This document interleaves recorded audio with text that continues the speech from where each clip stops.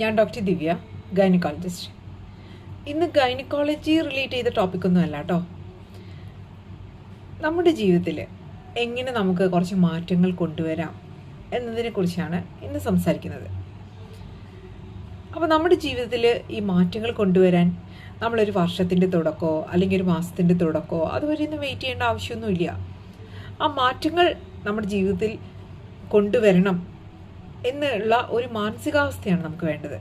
ആ മാറ്റം ഉൾക്കൊള്ളാൻ വേണ്ട ഒരു മനസ്സാണ് വേണ്ടത്.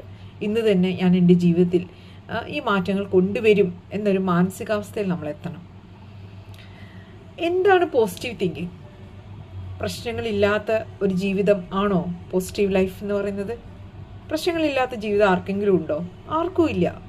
അപ്പോൾ പ്രശ്നങ്ങൾ എങ്ങനെ നമ്മൾ നേരിടും, ആ പ്രശ്നം എനിക്ക് നേരിടാൻ പറ്റും എന്ന ഒരു വിശ്വാസത്തിനെയാണ് നമ്മൾ പോസിറ്റീവ് തിങ്കിങ് എന്ന് പറയുന്നത്. ഒരു ചെറിയ കഥ പറഞ്ഞുകൊണ്ട് തുടങ്ങട്ടെ. ഒരു സ്ത്രീയുടെ കഥ.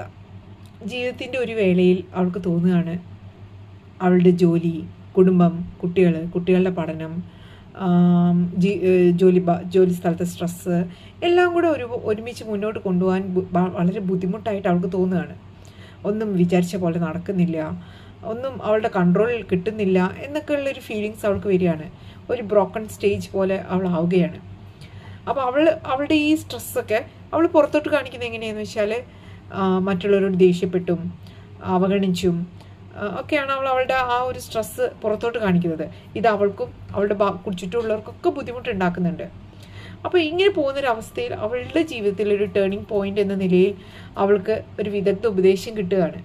അവൾ ആ ഉപദേശം അവളുടെ ജീവിതത്തിൽ പാലിക്കുകയും അങ്ങനെ അവൾക്ക് അവളുടെ ജീവിതത്തിൽ തന്നെ ഒരു മാറ്റം കൊണ്ടുവരാൻ സാധിച്ചു എന്നുള്ളതാണ് സാരം. അപ്പോൾ എന്തൊക്കെയാണ് അവൾക്ക് കിട്ടിയ ആ വിദഗ്ധ ഉപദേശം, അല്ലെങ്കിൽ അവൾ അവളുടെ ജീവിതത്തിൽ കൊണ്ടുവന്ന ആ മാറ്റങ്ങൾ എന്തൊക്കെയാണ് എന്നൊന്ന് നമുക്ക് നോക്കാം. എന്നിട്ട് നമ്മളിലും ഇതുപോലൊരു സ്ത്രീ ഒളിഞ്ഞിരിക്കുന്നുണ്ടാവും.